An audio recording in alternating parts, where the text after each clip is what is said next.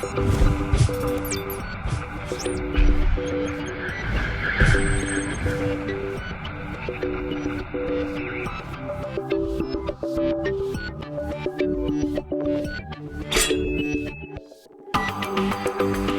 hello everybody, and welcome back to the after show for FinalBossTV episode number 79 at DPS Death Knights. Sitting down with Magdalena, SkullFlower, and Nazuvious snuck in somehow. I don't know what he's doing here. He took over the show or something nonsense. But yeah, we'll take some questions from chat for a little bit for about 21 minutes, looks like we have here. So, right. You hit us up on Twitter during the live show right now at FinalBossTV if you want to ask us questions, or we'll also grab stuff from chat as well. I grabbed one earlier. I don't know if you answered this in chat or not, but Lefkar in chat wanted to know that for those of us using Breath of Sindragosa as Unholy, I'm assuming, at what runic power is it worth spending death runes on Festering Strike over Scourge Strike? Well, that completely depends on your rune regeneration. Like, if you have Heroism active, then sometimes you want to cast that, but in most cases, you want to cast it when you're below 80 runic power so that you don't overcap. But you shouldn't be spending runes on Festering Strike while using Breath that often. Okay. Alright. What do you use your runes on during Breath of Sindragosa if you are Unholy then? What are you mostly focusing on? You should be using them on Scourge Strike. Scourge Striking? Okay. Yeah, unless you see yourself overcapping your runes and overcapping would result in losing a rune completely, then I guess you could Festering Strike, but you shouldn't be using it that much. Okay. All right. And also you're generating blood tap charges while breath is going on. So you have runes to spend that way as well. Yeah. Right, if you're using blood tap. Sure, of course. Gotcha. Alrighty. Let's see. Twitter. We have one from Pyrie. In 6.2, how big of a difference is it between dual-wield Frost and two-hand Frost single-target DPS, taking into account current data? Would you use one over the other, I guess, is the long and short of that for single targeting?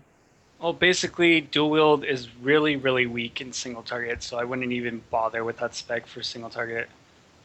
You'll want to go two-hand Frost or play Unholy. Fair enough. Fair enough.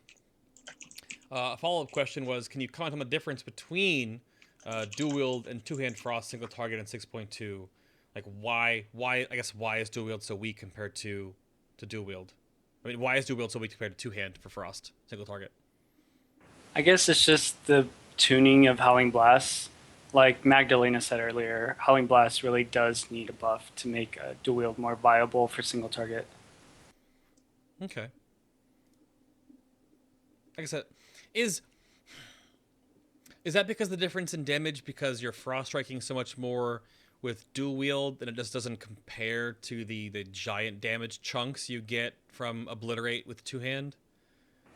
I think it would boil down to how good Obliterate is tuned right now and how much damage it does with the two-handed weapon in comparison to the dual wield playstyle and casting Howling Blast and Frost Strike. It doesn't deal as much frost damage as two-handed Obliterate physical damage would. Okay. Okay, that seems pretty definitive. Oh, let's see. Easy one, I guess. What do you guys think of the new DK tier set coming in 6.2? It broke that down in more detail, J-Rob, in the main show, but I guess you can talk about the aesthetics, I guess, or the set bonuses. The aesthetics were interesting for me because I compared them very strongly to being a warlock. And I wondered if perhaps this was because of Gorefiend, because as you know, the boss known as Gorefiend was known as Terran Gorefiend and was the first Death Knight of in WoW. In this reality, Terran Gore was a warlock before he became this monstrosity. So I wonder if there's this, if the warlock-esque look of the DK tier 18 is sort of like a nod to Gorefiend. Could be. It's very possible. It's so weird how his story totally changed in this version compared to our canon, I guess, as it were. So isn't that warlock looking set the PvP set? The more clothy one? I have to probably bring it up to even look at it. But yeah, because there's 3 data mine sets. Yeah, I think those are the PvP sets. I'm not sure that we actually have the PvE ones. Oh, all right. Well, you think? Well, I mean, the PvP is only going to be 2 versions, whereas you're going to have 3 for PvE. The LFR, you have 2 colored for the normal heroic and then 1 mythic. Yeah. I'll have to go look at it again. We'll have to see. Warlock tier gets bones and Death Knight stuff. Yeah, they're kind of, yeah. The Warlock set looks pretty cool. Yep. Yeah, I honestly think that they made a mistake and kind of like switched the Warlock and the Death Knight sets a little bit. Yeah? Hopefully The not. Warlock sets just look so much better. So, DK Trinket question on Twitter from Weta for Frost. If they added if they added IF dual wielding, I don't know what IF stands for. Is that a? If they added IF dual wielding, this ability does 20% damage. What ability would they want to see? It's a DK Trinket question for Frost. If they added IF dual I don't wielding. understand the question. Yeah. I don't think IF refers. Yeah, I don't get it either. So if they're adding dual wielding this ability, does it make 20% damage? What ability would you want to see? I mean, the Frost one just means that obliterates. Maybe it's because it's obliterate is not really good for dual wield. Because obliterate is very good for 2-hand. I mean, they couldn't make it do 2 different abilities because it would overbuff 2-handed. So, Oh, he means like adding another damage component to the Frost Trinket? I would assume. It sounds like they could do that to sort of like balance like how much the trinket benefits both playstyles, but I don't know. It'd be kind of awkward. Yeah. Nangs wants to know, boxes or briefs? What? Go away. Commando. Just straight up. Okay, that's from. I mean, Ice by Fortitude is IF, but I don't know what that makes in the stance of that question. So. Oh. I don't know if I want to ask this on stream. Do you think Blizzard will soon fix the Nitrofuel AMS trick? It's definitely Most assuredly. benefits. Most assuredly they will. Yeah. It's way too overpowered. How does that work exactly? It's simple. Nitrofuel is it's a beverage that if you drink near an open flame, it sets you on fire and causes you to burn for percentages of your maximum health. You basically have to use a pet like Pierre or Little Ragnaros, or a campfire if you have neither. Drink the fuel, pop the AMS, and you've got runic power. So that's why you had Pierre out in all those dungeons. I get it now. I mean, yeah, all they have to do is make sure that it doesn't ignite off of pet stuff. That seems a little bit... that's a little powerful, because only you can make a benefit of that. I don't think any other class can light themselves on fire to gain DPS. And maybe Resto Druids, when they're in tree form. Oh, Nangs responded to, answer on stream or not at all, you booger. I did. Yes, you did. You said, why not both or nothing at all? I saw it. Yeah.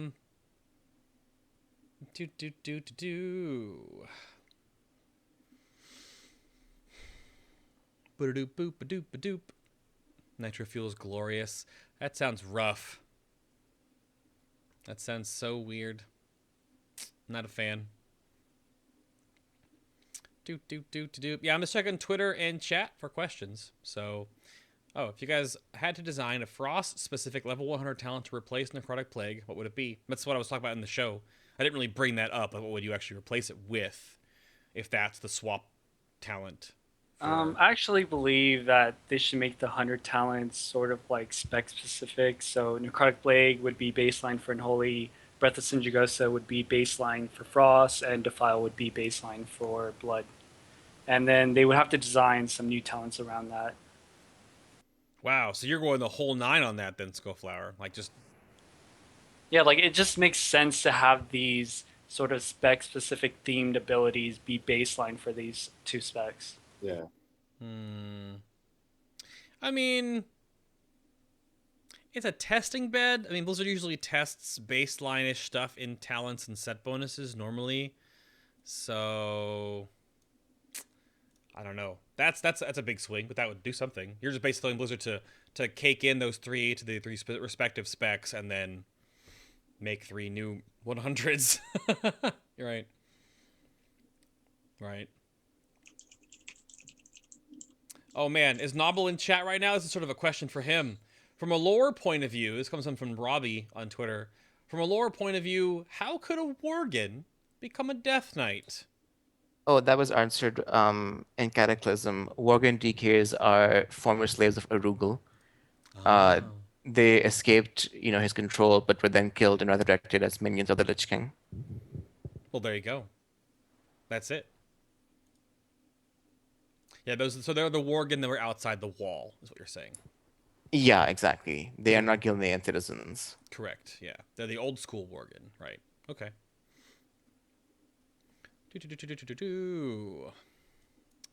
Dun dun dun dun dun. Let's see. Are you going to need to build Haste Multi-Strike for Frost and Multi-Mastery for Unholy in 6.2? Or will the current buffs to Frost make Mastery and Multi-Strike applicable to both specs? That's subject to change. Like, right now, we're not 100% certain that these things will stay the way they are when it comes on live. So we haven't really put much thought into it or done simulations to figure out which spec are we going to go, what talents are we going to use, what enchants are we going to use, and so on. So it's a little bit too early to say. Okay. I never bring this up during the show. One Gray also asked if I play Two-Handed Frost, should I use a melee swing timer add-on? Is that really beneficial to use a swing timer for two-hand Frost? Magdalena would probably say no, but I would say definitely yes, because Killing Machine procs off of our auto attack swings. So if you have a swing timer, you can predict like when a Killing Machine might potentially proc, and you can prepare your runes for that, or you can prepare Frost Strike usage, weaving in between your auto attack swings and so on. It's not that I am opposed to the swing timer. It's just that the commensurate, like the gain in aligning KM procs correctly, it's a bit of an ambiguous one. And the reason that I don't recommend it, for example, in my Wowhead guide, which is aimed at complete beginners to the class, is because watching a swing timer can also distract away from from other stuff that they should be watching. So I would say that proceed at your own risk and be aware that if you screw it up, it could be a substantial DPS loss. And that you might have to really get used to looking at another thing to pay attention to. Because obviously you got to manage your runic power to never go over. You have to manage your rune recovery and which runes are recovering. And then also watch a swing timer add-on. So that's probably a lot of stuff to slowly ease into. Yeah, it's sort of a similar story with blood tap usage and how it adds another layer of micromanagement. It's the same exact thing. Right. Exactly. Calrel, I think we went over that in the show. The DPS value of the Tier 18 Frost 4 set, the 2 Killing Machine charges, is a great mechanics change, but what DPS improvement does it offer? I think Magdalena said it's actually a step in the right direction, but not that good.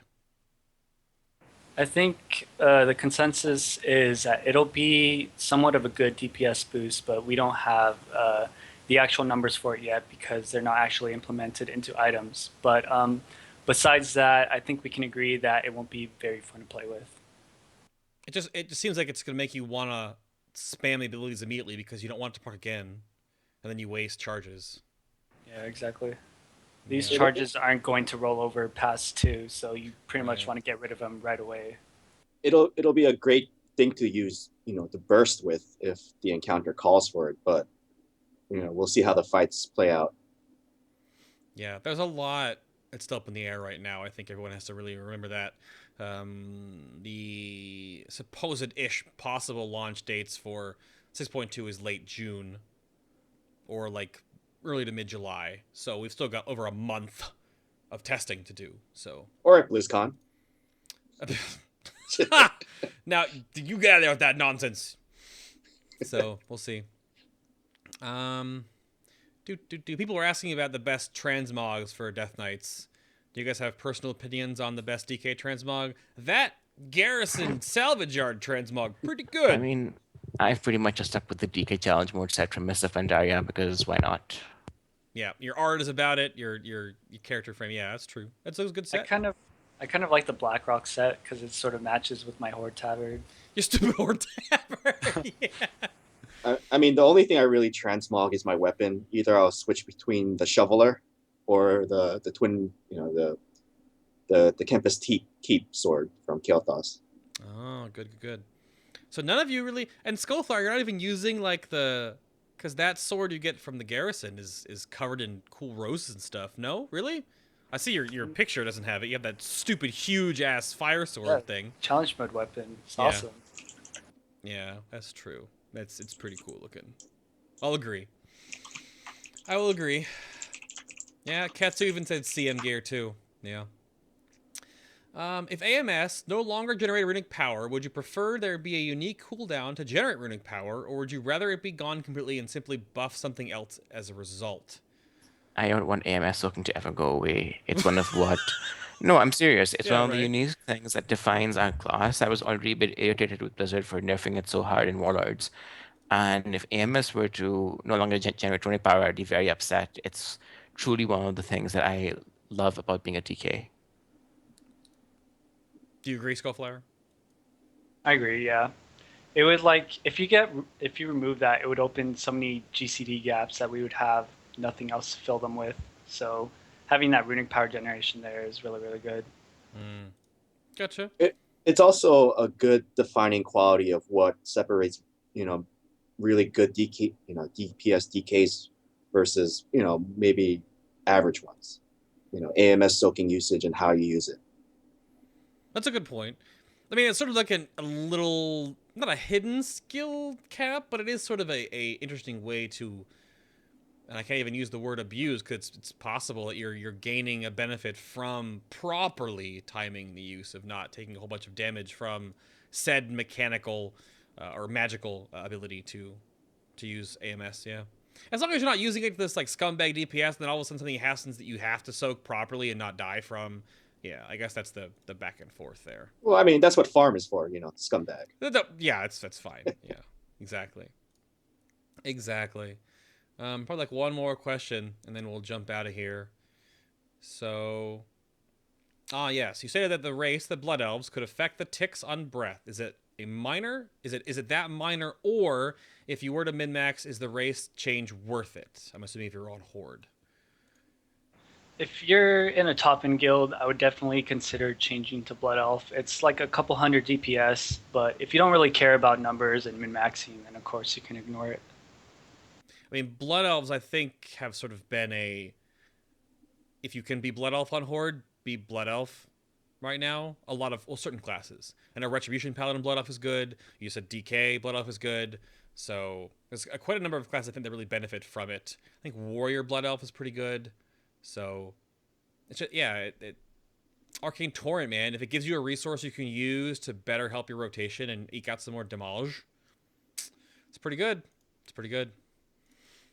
And yeah, I think that's gonna do it. Maybe these guys, you can find them on Twitter. I'm gonna hit the button and talk about that real quick right now. There it is.